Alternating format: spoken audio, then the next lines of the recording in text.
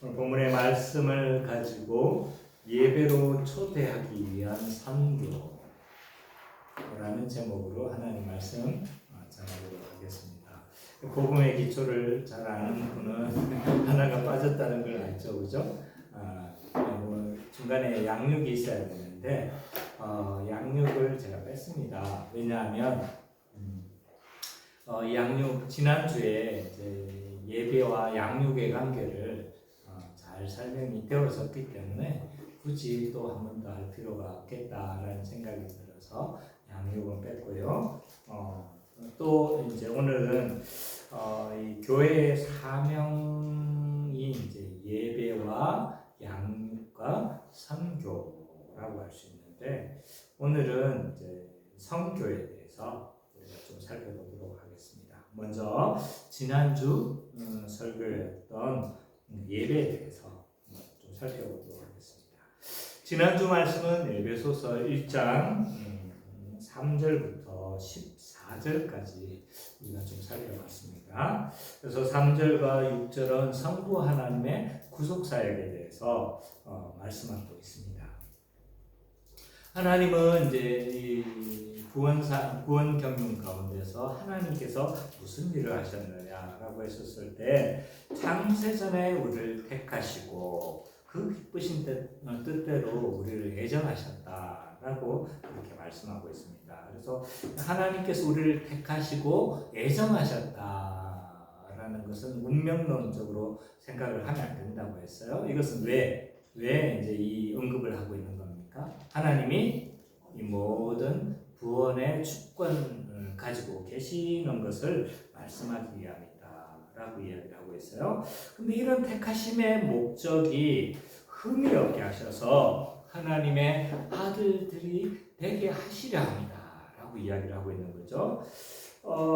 이 거룩하고 흠이 없어야 우리가 하나님께 용납을 받습니다.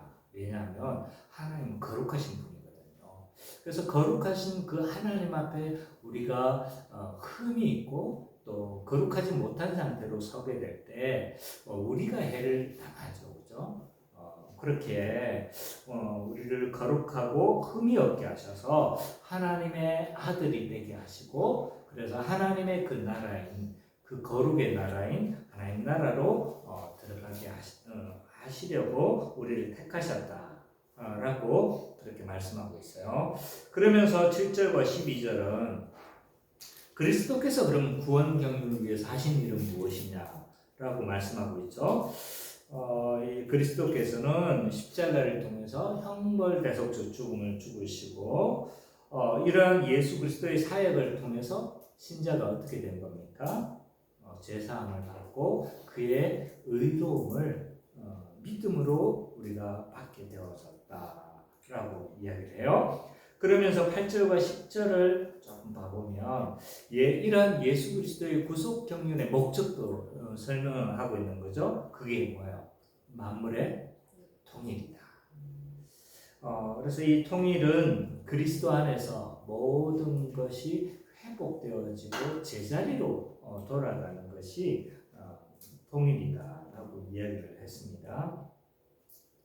그리고 이런 만물의 통일은 이제 구속 경륜 가운데 계속적으로 오늘날도 진행이 되죠. 예수 그리스도를 통해서 초석이 놓아지고 또 교회인 우리를 통해서 그 통일이 진전되어질 뿐만 아니라 이것은 이 땅에서 완전히 이루어지는 것은 아니죠. 그리스도의 재림으로 말미암아 이 통일은 완성되어진다라고 할 수가 있습니다. 그리고 13절과 14절에서는 성령께서 이러한 구원 경륜 가운데서 무슨 일을 하셨나. 그래서 이 성령님은 예수 그리스도의 십자가 복음을 믿은 자들에게 인치신다라고 이야기를 해요. 그래서 인친다는 건 세 가지 의미가 있다고, 세 가지 의미로 이제 해석이 가능한 거죠. 뭡니까? 소유권, 그리고 맛본다, 보증한다, 이런 의미를 가지고 있어요. 그래서 우리는 하나님의 것이 되어져 하나님의 인을 잡기 때문에 우리는 하나님의 소유권이 된 거죠. 그래서 하나님의 것이 되어졌다. 그래서 하나님의 상속자가 되어졌다는 것을 의미하기도 하고, 인침을 또한 받았기 때문에 미리 맛보는 자, 하나님 나라를, 하나님의 그 유업을 미리 맛본 자로서의 맛을 보게 하는 의미도 있는 거죠. 또 인침을 받았기 때문에 계약금과 같아서 뭔가요? 장차 받을 것에 보증이 되어지는 것이기도 하죠. 그래서 결국에는 그 유업을 우리가 상속받을 것을 의미한다. 근데 이제 우리가 중요한 핵심이 있었어요. 이 모든 삼위 하나님의 구속 경륜의 목적이 뭐였습니까? 6절, 12절, 14절에서 뭘 계속 반복되는 단어가 있었어요. 은혜로 구원을 주시는 하나님을 찬양하게 하려 합니다. 라고 이야기하고 있는 거죠. 그래서 1절과 14절은 이렇게 정리할 수가 있습니다. 바울은 삼위 하나님을 통해 하나님 나라의 복을 주셨고 누리고 있기 때문에 삼위 하나님을 찬양하고 예배하는 것이 마땅하다라고 말한다. 라고 정리할 수 있는 거죠. 자, 오늘은 교회의 3대 사명이 이제 3가지가 있다고 했어요. 학자에 따라서 이게 다 좀 다르기도 합니다. 5개로 보는 사람도 있고 3개로 보는 수도 있지만 가장 기본적인 건 이제 3가지다 라고 할 수 있어요. 그래서 교회의 3대 사명인 예배, 양육, 선교 중에서 우리는 이제 선교에 대해서 오늘 좀 살펴보도록 하겠습니다. 오늘 말씀은 로마서 1장 11절에서 17절까지인데요. 먼저 15절까지를 먼저 살펴봤으면 좋겠어요. 11절에서 15절. 여기에서는 이제 한마디로 말하면 바울은 로마를 방문하려 하는 이 동기에 대해서 밝히고 있다라고 말을 할 수 있습니다. 11절과 15절을 예지가 한번 읽어주세요. 내가 너희 보기를 간절히 원하는 것은 어떤 신령한 은사를 너에게 나누어 주어 너희를 공부하게 하려 함이니 이는 곧 내가 너희 가운데서 너희와 나의 믿음으로 말미암아 피차 아니함을 얻으려 함이라.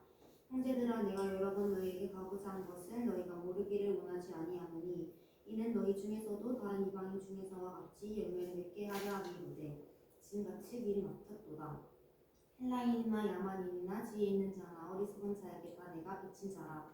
그러므로 나는 할 수 있는 대로 로마에 있는 너희에게도 복음 전하기를 원하노라. 바울은 어떻게 하든지 로마 교회에 방문하기 원한다는 사실을 계속적으로 좀 밝히고 있습니다. 그가 로마 교회에 방문하기 원하는 이유는 11절을 보면 뭡니까? 어떤 신령한 은사를 나누어 주어서 그 로마 교회를 견고하게 하기 위함이다 라고 그렇게 말하고 있는 거죠. 근데 이제 이 말이 신령한 은사를 나눠준다 라고 하니까 이게 이제 뭔가 우리는 생각하기 쉬운 거죠. 신령한 은사, 바울이 은사를 나누어주는 주권자입니까? 아닌 거죠, 그죠? 바울은 은사의 주권자가 아닙니다. 그러면 바울이 말하는 신령한 은사란 뭘까? 은사의 주권자는 성령님이시고 성령께서 주권적으로 이 은사를 나누어 주시는 거죠. 바울이 나누어 주려고 했던 신령한 은사는 아마도 바울이 가진 은사를 말하는 것 같아요. 그래서 바울이 가진 은사, 지금 그 내용이 뭔 것 같아요. 지금까지 바울이 가져왔던 은사는 뭐예요? 복음을 가르치고 복음을 더 나누어주기 원한다라는 것으로 이해를 하면 좋을 것 같습니다. 그래서 그동안 바울이 애써왔던 예수 십자가 복음을 가르쳐주는 것이고 예수 십자가 복음을 더 깊이 설명해 주겠다는 것을 의미하는 것입니다. 이로 인해서 이제 이런 이 복음을 잘 가르쳐주고 잘 설명해 주므로 말미암아 바울은 뭘 기대를 하고 있는 거예요? 이 로마 교회가 더욱 견고해지기를 그렇게 기도하고 있고, 이로 인해서 피차스로 격려가 되고 위로가 되었으면 좋겠다라고 그렇게 바울 사도는 이야기를 하고 있습니다. 그러면서 이 로마서 후반부, 오늘 본문에는 드러나고 있지 않지만 이 로마서 후반부에는 이 바울이 로마 교회를 방문하려고 하는 또 다른 이유가 더 있음을 알 수가 있어요. 가장 기본적인 건 이 로마 교회를 복음을 잘 전해서 뭐 하려고 하는 거예요? 더욱 견고하게 세우려고 하는 것이 1차적인 목적인 거죠. 그러나 또 다른 목적도 있어요. 로마서 15장 22절 24절 볼까요? 로마서 15장 22절부터 24절. 상민이가 한번 읽어주세요.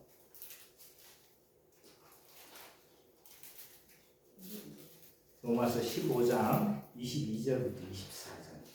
그러므로 또한 내가 너에게 가려 하던 것이 여러 번 막혔더니 이제는 이 지방에 일할 곳이 없고 또 여러 해 전부터 언제든지 서반하러 갈 때에 너에게 가기를 바라고 있었으니 이는 지나가는 길에 너희를 보고 먼저 너희와 사귐으로 얼마간 기쁨을 가진 후에 너희가 그 그리로 보내주기를 바람이라. 예, 목적이 뭔 거예요? 로마 교회로 가려고 했던 또 하나의 이유가 있었는데 선교적 확장을 하기 위함입니다. 그래서 먼저 로마에 방문해서 이 로마의 교회에 뭘 나누어 주는 거예요? 신령한 은사를 나누어 주려고 했는 거죠. 그건 뭐라고 했습니까? 바울이 그동안 해왔던 가르치는 이런 설명해왔던 이런 복음들을 더욱 풍성하게 설명하고 가르쳐서 로마 교회를 더욱 견고하게 하고 난 이후에 지금 어디로 더 가고 싶은 거예요? 서바나. 서바나가 어딜까요? 예, 오늘날의 스페인입니다. 그래서 이 스페인으로 이제 그 당시 스페인은 로마의 영향권 아래 있었기 때문에 이제 스페인으로 더 가서 거기까지 복음을 전하려고 하는 계획을 가지고 있었던 거죠. 근데 그것까지는 너무 멀었던 거죠, 그죠? 요나가 도망치려고 했던 것이 여기였거든요. 스페인이었습니다. 왜냐하면 그 당시에 가장 세상의 끝이라고 생각했던 거예요. 그러니까 어떻게 한 거예요? 이 로마를 거쳐서 스페인으로 가서, 그러면 너무 예루살렘과 떨어진 거잖아요. 후원하거나 자기를 동역해 줄 사람이 없었던 거예요. 그래서 여기를 뭘로 삼고 싶은 거예요? 전초 기지로 삼아서 스페인까지 더 복음을 확장하려고 했던 이런 바울의 의도를 우리가 알 수가 있습니다. 그래서 이 바울은요, 여러 번 로마 교회에 가보자 시도했던 것으로 보여요. 아까 읽었던 1장에서도 읽었잖아요. 근데 여러 번 가려고 했으나 막혔다. 오늘 본문에도 이제 15장에서도 뭐라고 되어 있어요? 가려 하던 것이 여러 번 막혔더니 한두 번 막힌 것이 아닌 거예요. 여러 번 좌절된 거예요. 그래서 구체적으로 무엇이 바울 사도가 갈 수 없게끔 막았는지 분명하게 바울 사도는 기록하고 있지 않습니다. 그래서 우리는 그것을 알 수가 없어요. 그러나 여러 정황들을 통해서 바울 사도는 로마로 가려고 했던 것들을 알 수가 있어요. 그리고 바울 사도는 그렇게 하려고 했는데 자꾸 뭐 했다는 거예요? 막혔다고 이야기를 하고 있습니다. 그래서 몇 번의 좌절이 있었던 것 같아요. 그러나 결국 바울 사도는 갑니까? 안 갑니까? 갑니다. 그래서 이제 4차 전도에 예루살렘에 올라가서 예루살렘에 체포돼서 압송돼서 내가 어디서 재판을 받겠다고 합니까? 로마 가서 내가 황제 앞에서 재판을 받겠다 해가지고 로마로 가가지고 거기서 감옥에서 뭘 하냐면 복음을 전합니다. 그래서 이제 1차 투옥됐다가 잠시 풀려났는데 그리고 2차 투옥하면서 이제 바울 사도가 그 이후에 또 풀려났다고 주장하는 학자도 있지만 2차 투옥 후에 바울 사도는 순교한 것으로 보여집니다. 어쨌든 이 바울 사도는요, 이 복음을 전하기 위해서 힘써 노력했음을 알 수가 있습니다. 그래서 이 바울 사도가 로마를 방문하려고 하는 이 동기가 뭐냐라고 했었을 때 뭘 하려고 하는 거야? 복음으로 세상을 충만하게, 복음으로 로마 교회를 더욱 견고하게. 그래서 더욱더 어디까지? 스페인까지 가서 복음을 전하려고 했던 바울 사도의 모습을 볼 수가 있습니다. 근데 이 바울이 그토록 로마를 방문하려고 한 근본적인 내적 동기가 있어요. 그게 뭘까요? 14절에서 언급하고 있는 것처럼 바울은요, 복음에 대한 빚진 자의 의식을 가지고 있었어요.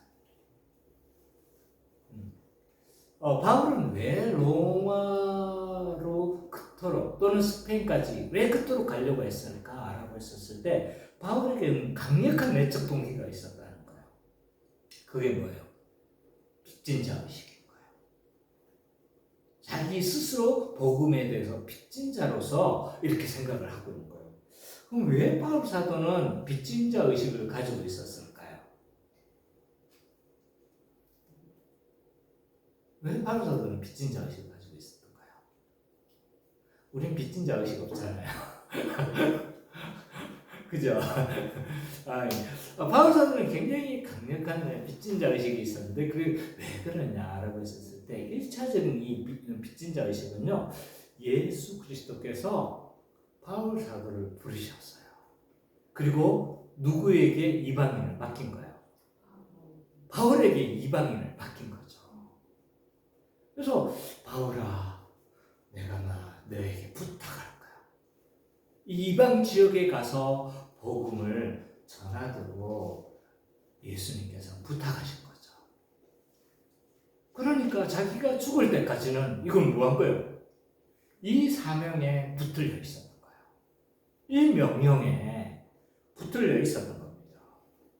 거기에다 바울은 이 부르심이 있기 전에 어떤 사람이었습니까? 해방자요, 폭행자요, 이 복음을 막 방해하던 해방꾼이었잖아요. 그죠?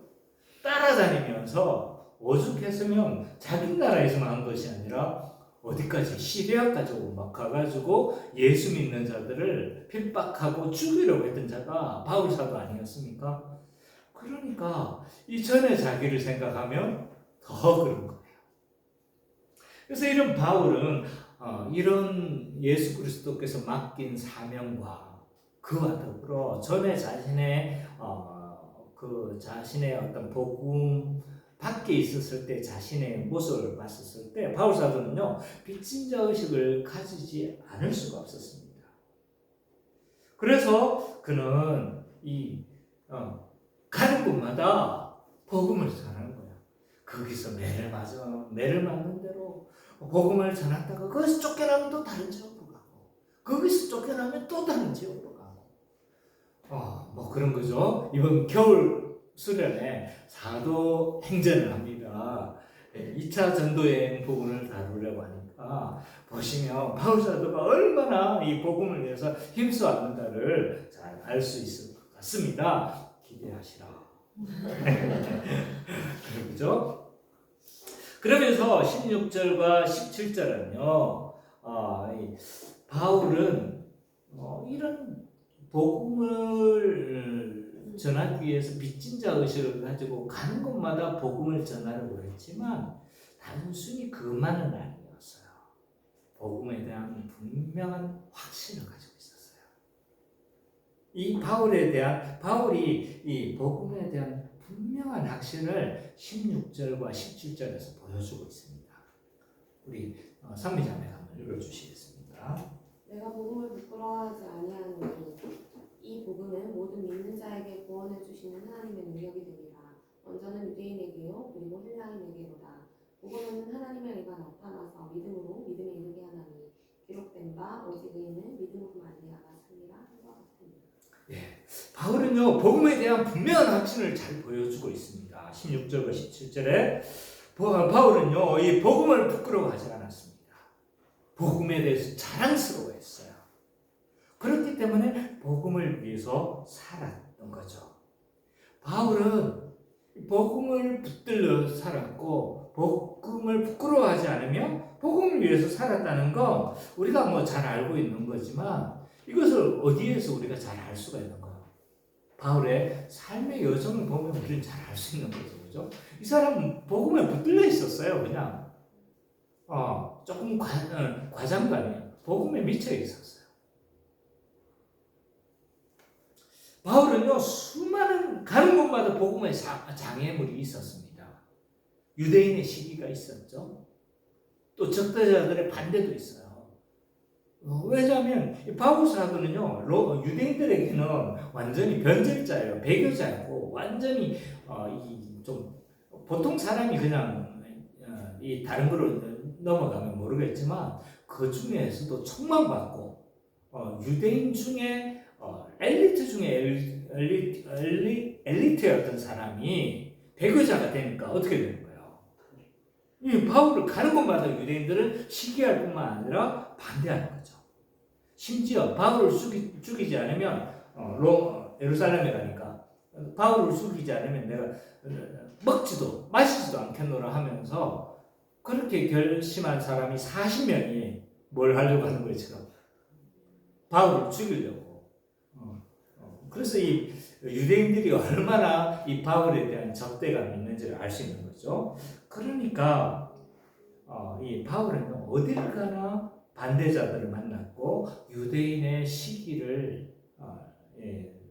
시기심 때문에 복음의 여러 장애물을 만나야만 했습니다.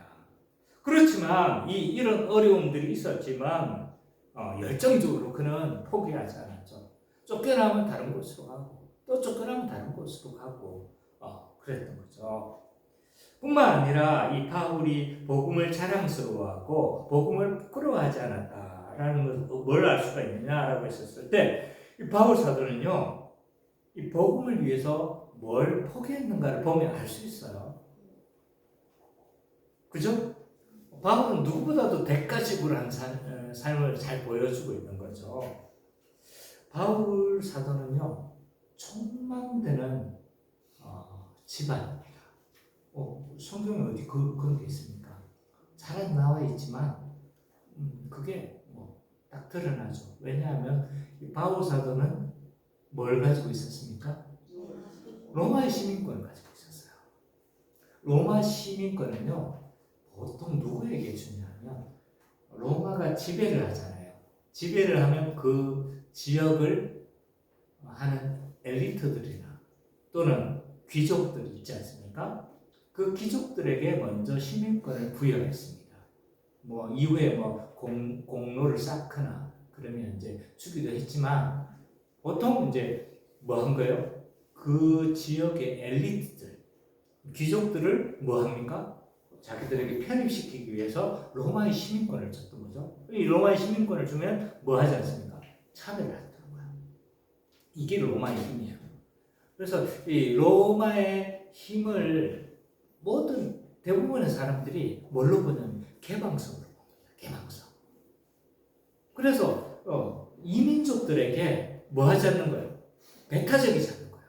자기들이 지배해도 배타적이지 않는 거예요.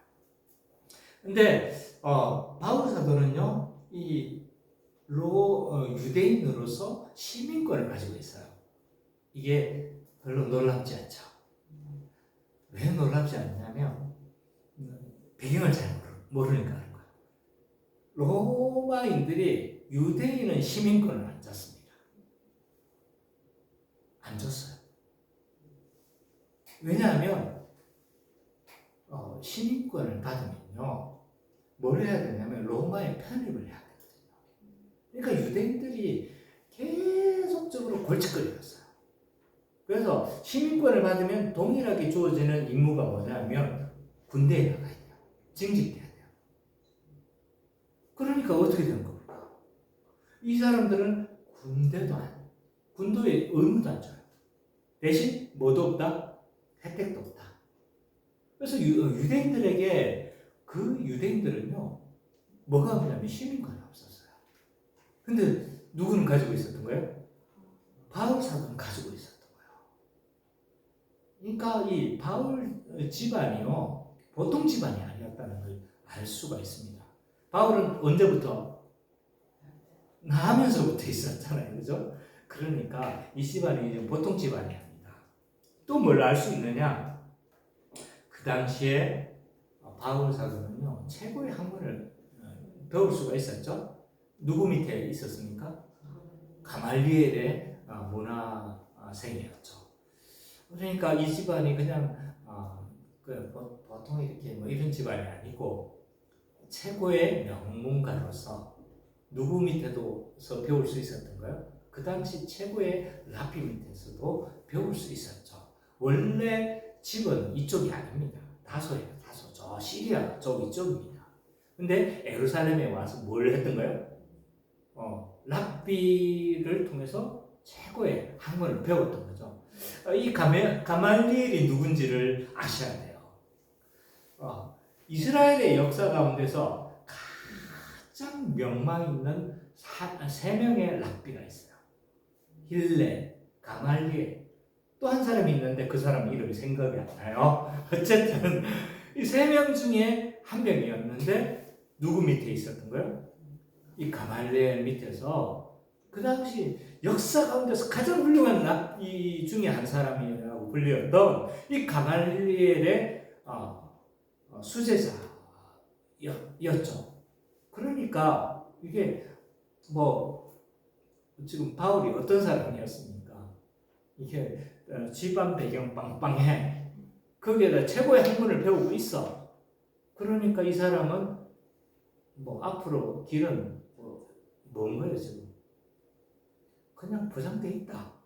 이렇게 봐도 거의 무방하죠. 오늘날이야 뭐 시험 치고 아무리 뭐 엘리트 집안이고 이래도 다 시험 치고 물론 뭐 뒷배우로 이렇게 하기도 하지만 그래도 눈치가 보여서 못하잖아요, 그죠? 근데 그 당시에 뭐예요 다 집안 배경 아닙니까, 그죠? 집안이 훌륭하면 그냥 다 보장되어져 있으나 바울 사도는 이걸 다 뭘로 여긴 거야? 배설물로 여긴다 라고 그렇게 이야기를 하고 있는 거예요. 그러니까 이 바울 사도가 왜 이렇게 했을까?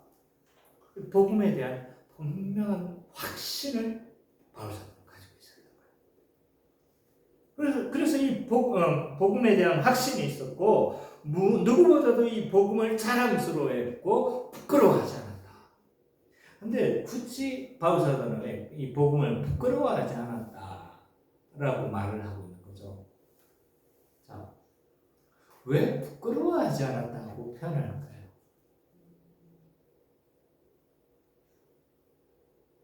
이 지점에 복음을 부끄러워합니까?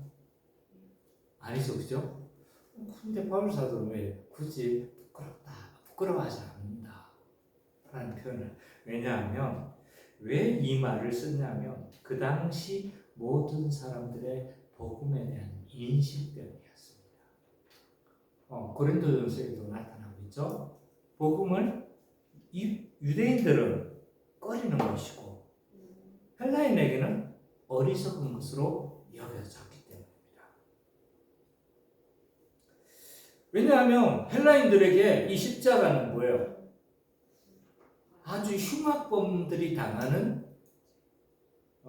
아주 반역자나 아주 흉악범 중에 흉악범을 사용하는 사형틀이에요. 그 십자가에 죽은 사람을 믿어라 이러니까 뭐야? 어리석은 거예요.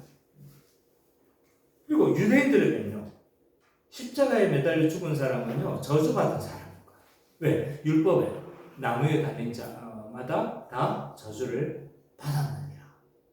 그러니까 유대인의 입장에서 보면 이건 꺼리는 거고 헬라인의 입장에서 보면 이건 완전히 흉악범이고 어리석은 거예요. 근데 그 십자가에 달린 자를 믿으라니? 그를 구원자로 여기라니? 이러니까 그 당시에 이 십자가는요 아주 한마디로 말하면 부끄러운 거죠. 부끄러운 거.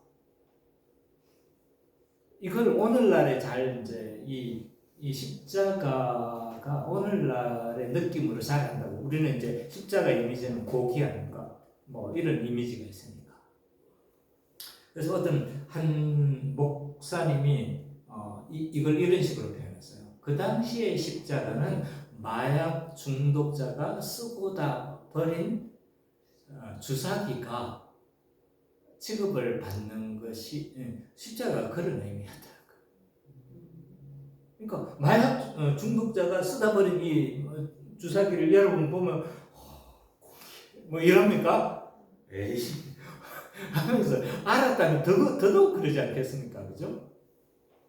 네. 그러니까 그렇게 부끄러운 십자가는요 모든 사람들에게 외면을 받고 이상한 것으로 취급받는 그런 상황에서 바울 사도는 나는 이 십자가가 부끄럽지 않다 라고 이야기를 하고 있는 거죠. 그럼 왜 이렇게 바울 사도는 복음을 자랑스러워하고 부끄러워하지 않는가? 왜냐하면 믿는 자에게 구원을 주시는 하나님의 능력이 됨을 내가 알미라. 이 십자가를 통해서 구원을 주시는 하나님의 능력이 된다고 이야기를 하고 있는 거죠. 이 구원이 뭡니까? 구원이라는 용어 자체가 뭐예요? 도무지 빠져나올 수 없어서 죽을 수밖에 없는 절망적인 상황에서 뭐 하는데요? 구출되는 거겠죠, 그죠?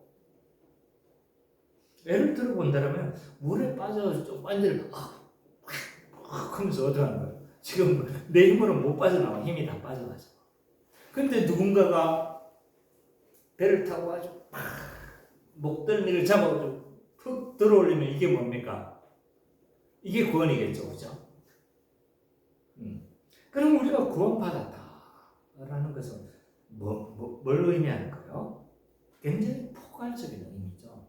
이 구원이 이제 여러 측면에서 설명할 수 있는 굉장히 포괄적인 의미를 가졌지만 가장 기본적인 구원이라는 건 뭐냐? 죄로부터의 구원이다. 죄로부터 해방되어졌기 때문에 구원이다. 라고 그렇게 표현할 수 있습니다. 왜 우리는 죄로부터 해방이 필요한가? 라고 했었을 때 이 아담 이후에 죄를 범한 모든 인간은요. 아담 이후에 태어나는 모든 인간은 아담적 존재가 됩니다. 아담과 연합한 자들이 되는 거죠. 그러니까 죄의 속성을 가지고 태어난 자들입니다. 그러니까 한마디로 말하면 죄의 본질이 뭐예요?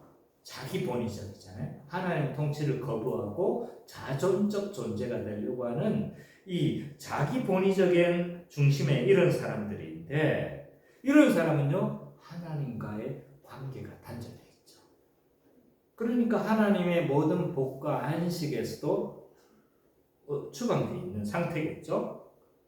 그러므로 우리가 죄에서 해방되어졌다는 건 뭘 의미하는 거예요? 죄의 모든 영향력으로부터 벗어났다는 걸 의미합니다. 이것이 구원이라고 말을 할 수 있는 거죠. 그래서 하나님이 죄의 형벌을 죄의 우리를 죄를 진노하심을 받은 자였죠, 그죠? 근데 그 진노가 사라졌을 뿐만 아니라 하나님의 통치로 옮겨져서 우리가 하나님의 사랑받는 자로 하나님을 아빠 아버지로 부르는 자로 우리는 변화되어졌죠. 그렇기 때문에 이 죄의 영향력으로부터 해방되어졌기 때문에 우리는 구원받았다라고 말을 할 수 있습니다. 또한 이 구원받았다는 건요, 이 사탄과 악의 세력에서부터 구원받은 겁니다. 이 사탄의 지배로부터 하나님의 통치로 옮겨지는 해방 사건을 의미합니다. 그렇기 때문에 이 구원은요, 세상의 가치에서 벗어나 하나님의 새로운 삶의 질서로 옮겨지는 것을 의미합니다. 무엇 때문에 이게 가능했습니까? 복음에는 하나님의 의가 나타나기 때문에. 뒤에 설명하고 있죠. 하나님을 통해서 마련되어진 의, 곧 예수 그리스도의 십자가를 믿음으로 주어지는 그 하나님의 의. 이 의가 예수 그리스도를 믿는 순간 우리에게 주어짐으로 말미암아 우리가 어떻게 되는 거야? 이런 모든 상황에서 어떻게 되는 거죠? 구원받는 이런 역사가 일어난다라고 할 수가 있습니다. 바울은 이걸 굳게 믿었던 거예요. 복음에 대한 분명한 확신을 가지고 있었습니다. 그래서 11절과 17절은요. 바울이 복음을 전하기 위한 열망으로 산 이유는 복음이 구원을 주시는 하나님의 능력임을 믿었기 때문이라고 말한다라고 할 수가 있습니다. 다시 한번 정리해 볼게요. 바울이 복음을 전하기 위한 열망으로 산 이유는 복음이 구원을 주시는 하나님의 능력임을 믿었기 때문이다. 이렇게 정리할 수 있을 것 같아요. 자, 오늘 이 말씀이 오늘 우리에게 어떻게 적용될 수 있는지에 대해서 살펴보도록 하겠습니다. 첫 번째로, 교회는 복음을 전하기 위한 선교적 열망으로 가득 차야 합니다. 바울은요, 복음에 대한 선교 열망으로 가득 차 있었습니다. 특히 로마로 가려고 굉장히 힘을 썼죠. 오늘 본문 1장 10절, 11절, 13절에 보면요, 바울이 얼마나 이 로마로 가려고 했던가를 엿볼 수가 있어요. 10절에 보니까 너희에게 나아갈 좋은 길을 얻기를 구한다 라고 말을 하고 있죠. 11절에는요, 내가 너희 보기를 간절히 원한다. 13절은 뭐라고 되어 있어요? 바울은 여러 번 너희에게 가고자 했다. 이런 언급들을 통해서 바울 사도는 뭐해요? 지금 이 자신의 선교적인 열망 또는 이 로마 교회에 가서 복음을 전하려고 하는 이 열망이 얼마나 가득 찼다는 것을 엿볼 수가 있는 거죠. 바울은 왜 이처럼 복음에 대한 열망이 있었냐? 선교적 열망으로 가득 찬 이유는 뭐냐? 한마디로 말하면 뒤에 나오는 16절, 17절에 나온 복음에 대한 분명한 확신 때문이에요. 이 본문의 구절을 보면요, 조금 더 자세히 나와 있어요. 15절에 보면 할 수만 있는 대로 너희에게 복음 전하기를 원하노라 돼 있죠. 15절에. 근데 우리 한글 본문에서는 이게 이제 접속사가 없어요. 근데 여기 접속사가 왜냐하면 가를 해가지고 가르가 계속 연결되어 있어요. 왜냐하면 이렇기 때문이다. 왜냐하면 이렇기 때문이다. 왜냐하면 세 개가 딱 연달아 계속 붙어 있어요. 자, 좀 보면 이렇게 되는 거예요. 내가 할 수만 있는 대로 복음 전하기를 원하노라 해놓고 왜냐하면 16절에서 이제 왜냐하면 그 이유가 나온 거죠. 내가 복음을 부끄러워하지 않기 때문이다. 복음을 부끄러워하지 않는다고 이야기를 했죠. 그 다음에 또 접속사가 왜냐하면 붙어 있어요. 이 복음을 부끄러워하지 않는 이유가 뭐예요? 모든 믿는 자에게 구원을 주시는 하나님의 능력이 되기 때문이다. 이유를 계속 설명한 거예요. 또 하나가 더 있어요. 하나님 구원을 주신 능력이다 라고 해놓고 왜냐하면 왜 하나님 주신 능력이냐, 구원을 주신 하나님의 능력이냐, 왜냐하면 이 복음에는 하나님의 의가 나타났기 때문이다. 그래서 왜냐하면 설명하면서 그 이유에 대해서 설명을 하고 있는 거죠. 그래서 한마디로 말하면요, 이 바울은 복음에 대한 분명 확신이 있었던 거죠. 그래서 부끄러워하지 않았어요. 그 당시에 모든 사람들이 꺼리는 것이고 모든 사람들이 십자가는요 뭐 한 거예요? 말도 안 되는 소리 하지 마 라고 할 수 있는 건데 나는 이 복음에 부끄러워하지 않아. 우리 시대는 그나마 십자가를 자랑스러워하잖아요. 십자가를 목걸이에 달고 다니잖아요. 그렇죠? 여러분 마약 주사기를 들고 다니라고 하면 이렇게 목걸이를 들고 다니시겠습니까? 아니잖아요. 그죠? 지금 바울이 그거와 같은 거예요, 지금.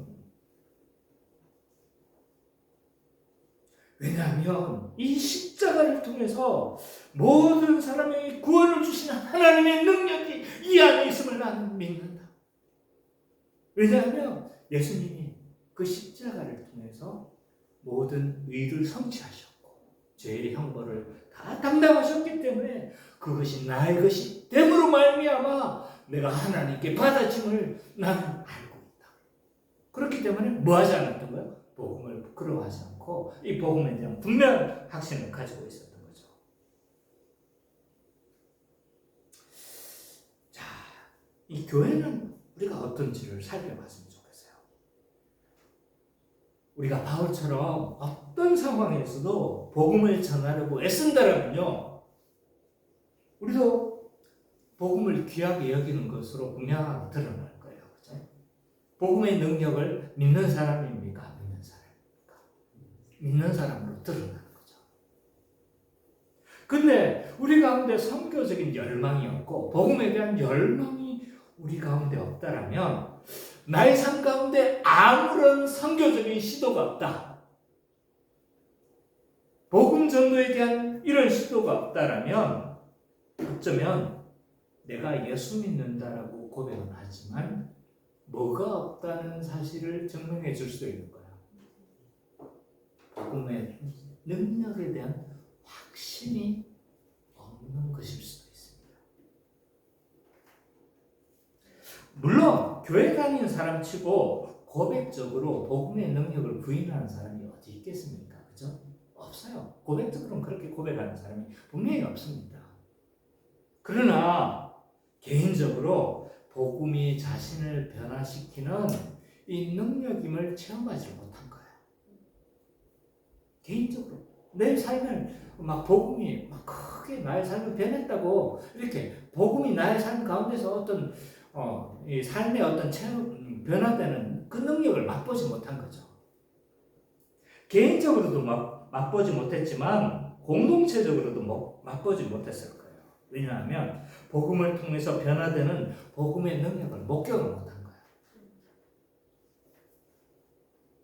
복음이 한 사람을 개인을 변화시키고 한 사람이 개인의 가치관을 다 변화시켰고 저는 나를 위해서 살아갔던 사람이 다른 사람을 위해서 살아가는 그 복음의 능력을 어쩌면 목격하지 못했던 거죠.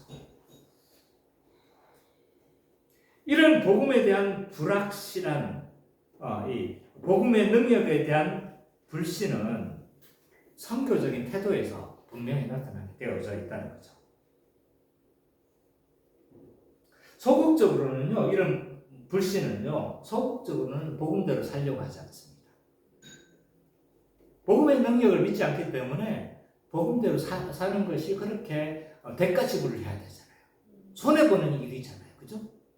어떻게 남을 위해서 살아가는 것이 나에게 무슨 유익이 있습니까? 세상 이기적인 생각을 본다. 그렇기 때문에 소극적으로는 복음대로 살려고 하지 않습니다. 적극적으로는요, 선교적인 열망이 없는 거죠. 복음에 대해서 은연중에 회피하는 삶을 살려고 할 겁니다. 복음을 그리스도께서는 성천하시면서 우리에게 세상 모든 땅끝까지 복음을 전하라고 우리에게 말씀하셨음에도 불구하고 바울처럼 우리에게 이 복음의 사명을 우리에게 맡겼음에도 불구하고 복음의 능력에 대한 확신이 없기에 이런 선교적 열망이 우리 안에 없을 수도 있는 거죠. 어쩌면 또한 우리는 복음의 열망이 식어버린 상태에 있을 수도 있습니다. 전에는 내가 복음에 대한 열망을 가지고 있었지만 지금은 이 복음에 대한 열망이 내가 식어버렸어요. 이렇게 된 상황이 있을 수도 있습니다. 왜냐하면 너무 많은 좌절을 경험해봤기 때문에 그랬을 수도 있는 거죠. 너무 많은 거절은요, 마음을 쉽게 합니다. 계속적으로 복음을 전하려고 하는데 그리고 어떤 사람을 복음을 전도를 하려고 하고 계속 노력했음에도 불구하고 전혀 변할 기미를 보이지 않을 때 우리는 마음이 식어버려요. 제 카페에 오는 한 자매가 있는데요.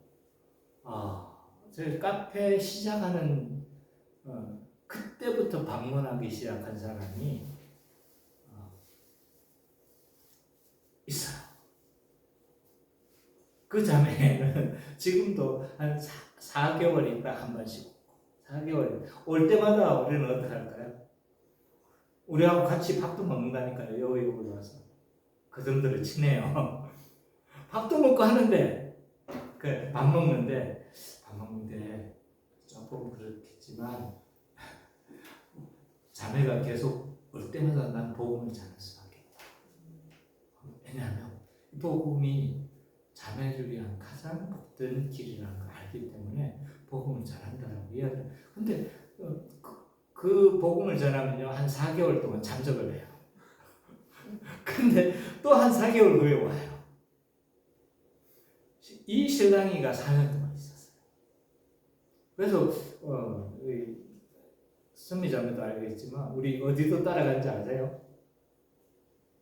봄에 뭐 합니까? 나들이에도 같이 1박 2일 가고 뭐 그랬어요.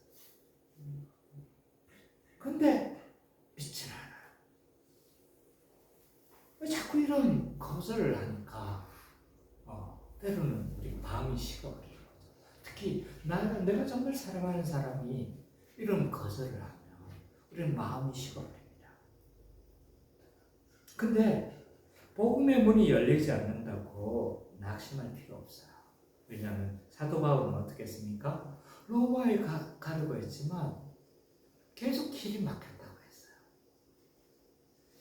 로마로 가는 것이 하나님의 뜻이 아니었을까요? 하나님 뜻이었잖아요. 뜻이었는데 그게 막 계속 막혔던 거예요.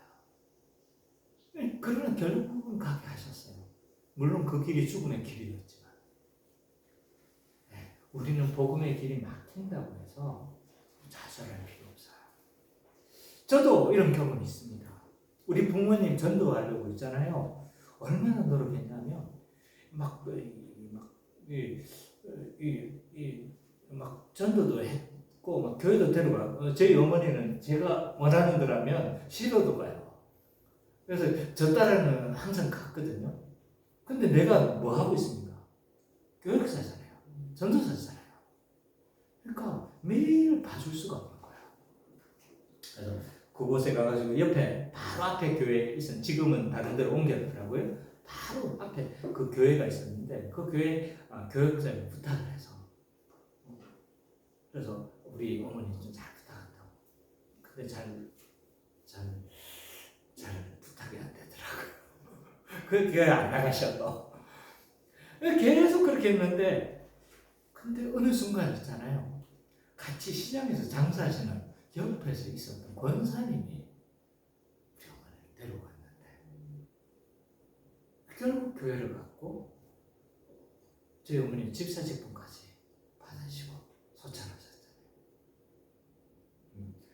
낙심하지 마십시오. 그것이 하나님의 뜻이고 하나님이 원하시는 것이라면 하나님께서 언젠가 문을 여실 것을 기대하면서 우리가 포기하지 않았으면 좋겠습니다. 두 번째로 교회가 선교적 사명을 감당해야 되는 이유는 그들을 예배로 초대하기 위함입니다.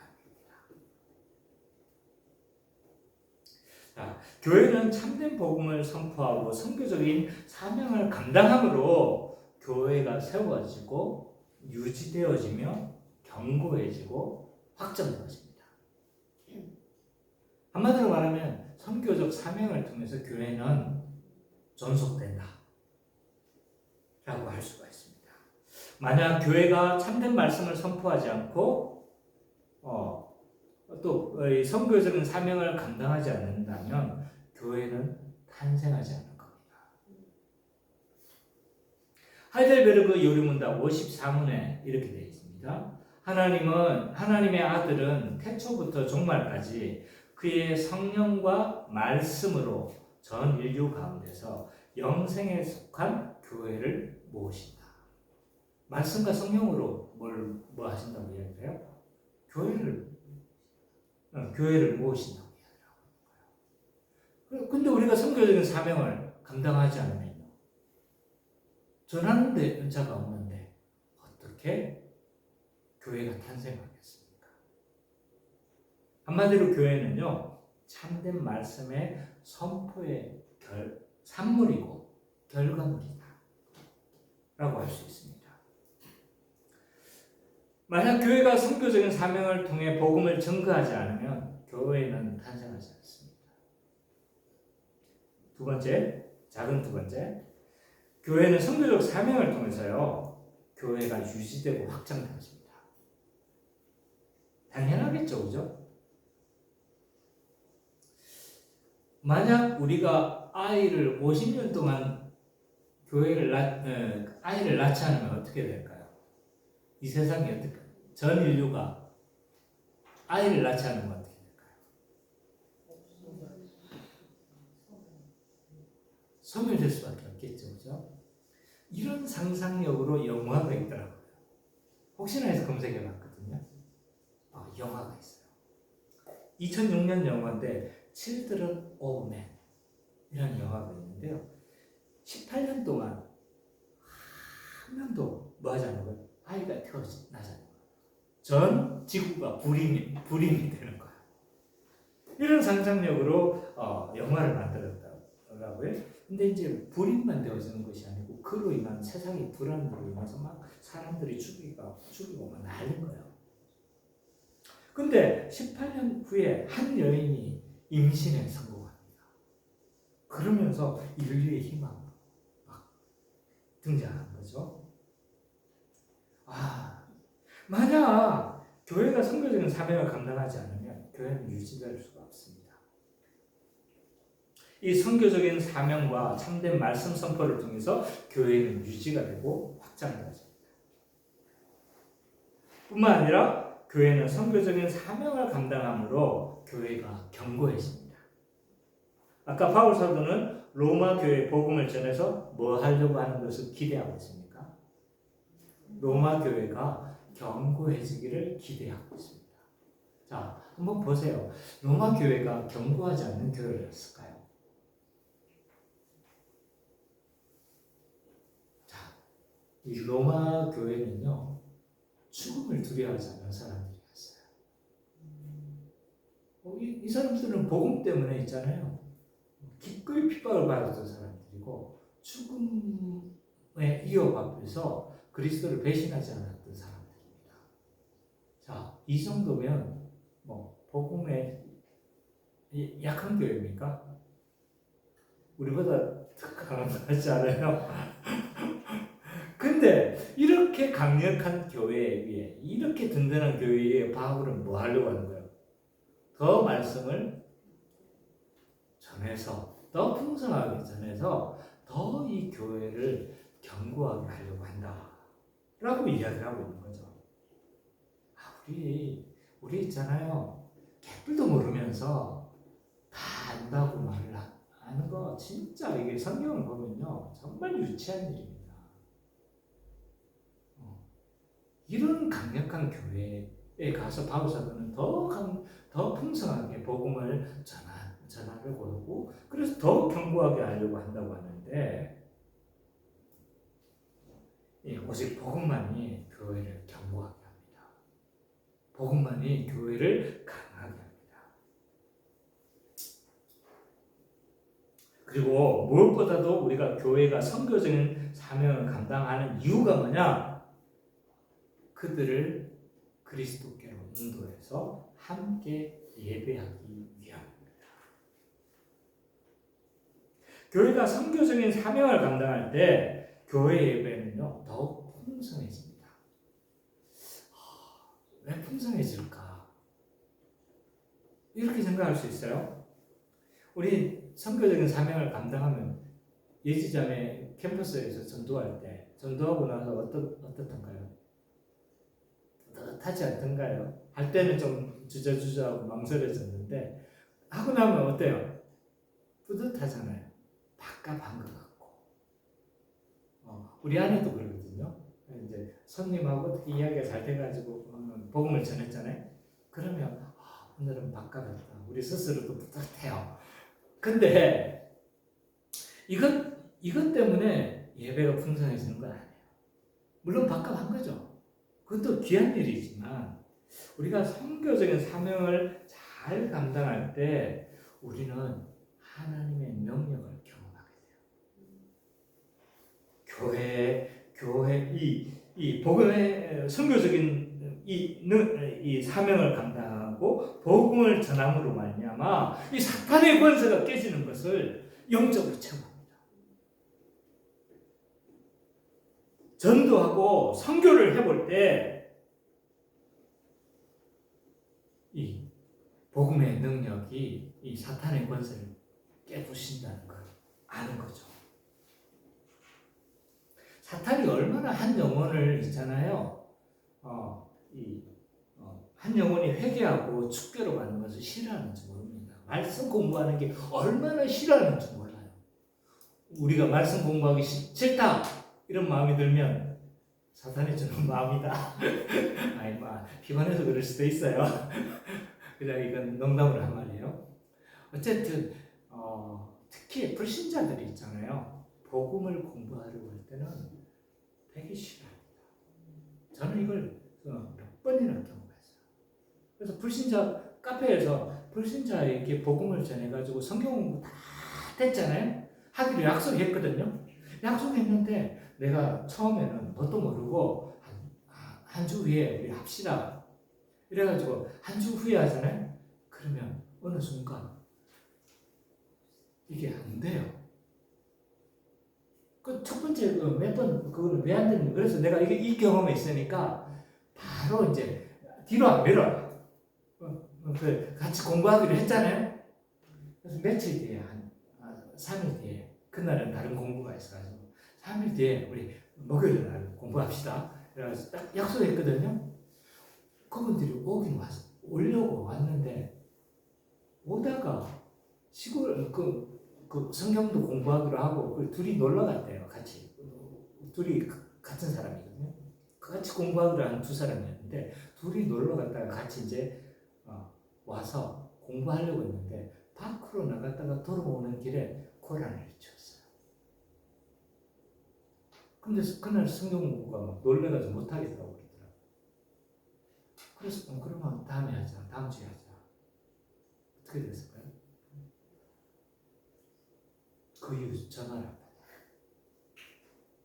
아마 복음을 전해본 사람만이 느낄 거예요.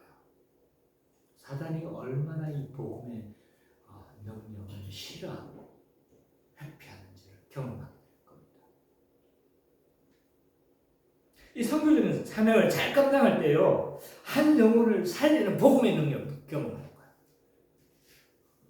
사탄의 권세를 깨부수기도 하지만 이 복음은요, 한 영혼을 살리는 능력이 되어지는 거죠. 그래서 한 사람의 전 영혼을 변화시킵니다. 신자들은 많이 착각을 해요. 이 복음이 나에게만 능력이 있다고 생각해요. 다른 사람에게 능력이 없을 거라고 생각해요. 이 어리석은 내용을 우리는 믿잖아요. 근데 그 복음이 다른 사람에게는 어리석은 소리로 들릴 것처럼 보이니까 능력이 없을 거라고 생각하는 거죠. 아닙니다. 나만 변화시키는 것이 아니라 모든 사람을 변화시키는 하나님의 능력이 되었습니다. 전기를 한번 보세요. 나는 곧 도망갈 줄 알았어요. 언제 나가나 못 견딜 텐데 1시간이나 설교를 하는데 못 견딜 텐데 안 도망가잖아요. 그죠? 그리고 지금 우리가 모두가 놀라는 거 아닙니까? 그죠? 복음은 능력이 있습니다. 그래서 이 복음을 전할 때 우리는 하나님의 능력을 경험하게 되고 그 능력으로 말미암아 우리는 하나님의 능력을 경험하니까 하니까 우리의 예배가 더 풍성해지고 또한 그가 함께 이 예배에 참석함으로 교회의 예배는 더 풍성해진다라고 할 수가 있습니다. 이 복음의 능력을 확신하기에 선교적 열망으로 우리가 살아가며 이를 통해 충만한 예배를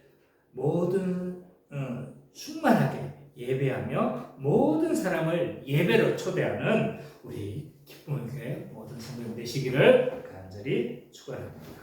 아멘.